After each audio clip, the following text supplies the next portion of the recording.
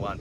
Yeah, here at LeagueCom, you get the future stars of the Pittsburgh Pirates down here on the playing field. You get a family-friendly and affordable entertainment environment Tuesday through Sunday every homestand, and you just get so much bang for your buck at a ballpark like this. So minor league baseball, it's really the way to go if you're looking for summer fun, and you get to enjoy some awesome baseball in the meantime. So we're both from the great Northwest, the Pacific Northwest. I grew up in Portland, you grew up in Washington. Now, my first baseball game, professional game, was in the Kingdome. I went to see the Boston Red Sox at the Seattle Mariners. Dennis Oil Can Boyd was pitching. It was classic. Uncle drops us off downtown, picks us up after the game, and he takes us back home, and we go back to the neighborhood, and we can tell all the guys about this great game we went to. Take us back to some of your great memories of the game of baseball, when it began, and when that bug bit you, so to speak. Yeah, the 2001 season, growing up a Mariners fan in Washington, was really what hooked me. The Mariners won 116 games that season, and as a fan, that set the standard impossibly high for me. The Mariners, unfortunately, have not been to the postseason since. My career has taken me a wealth of different cities and states, though, all across this great country, and it's just been such a fun ride. But that 2001 season, I remember going July 13th, actually, 2001, so yesterday, 21 years ago yesterday, as we record this on July the 14th. That was my first ever Major League Baseball game. Mariners-Giants. That was the Barry Bonds Giants, the Jeff Kent, Rich Aurelia, Kirk Reeder Giants. And 2001 for the Mariners, that was Ichiro, Mark McLemore, Mike Cameron, Freddie Garcia, Edgar Martinez, John Olerud, Brett Boone. I mean, the list goes on and on. So that was really the year, the summer, which got me going as a baseball fan and as a baseball lover in general. And I've just been hooked and in love with the game ever since.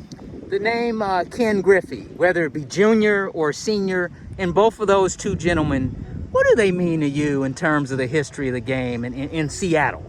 Well, I unfortunately got into Mariners baseball a little bit too late to appreciate the Ken Griffey Jr.'s. I was only 3 years old when Junior scored the winning run on what's known as the double at the Kingdome. But I got to know at an early age, right after I started following Mariners, what exactly he meant to the city. I mean, he was a part of what saved baseball in Seattle, and that was that 1995 season. The Mariners were in trouble. They were trying to get funding for a new ballpark, and he helped lead a team, even though he missed a good chunk of the season with a wrist injury. He played such a vital role and was really the heartbeat of that team as a young star at the time. And then even after he left, he remained a beloved figure, and then came back, of course, in 2009, I believe it was. And so I was able to enjoy that second go-round as a full-fledged Mariners fan at that point, and just realizing everything he did in the Mariners uniform and for the community. True icon in Seattle, always beloved. Pirates baseball, the name Clemente. Recently, we had the opportunity to interact with Mr. Roberto Clemente, both of his sons. Can you talk about those two gentlemen and the Clemente family and why they're so unique to the fabric of this particular organization? Well, Roberto and his wife raised their children well to where they knew what was important in life. They knew to take care of others, to show love and kindness and compassion to others. And through the Clemente Foundation, they do so many good deeds and are able to serve the community in ways that are just incredible. And so for what they did and interacting with the Manatee County community locally when they came down for our first Bradenton Marauders game when they were here at the ballpark that night.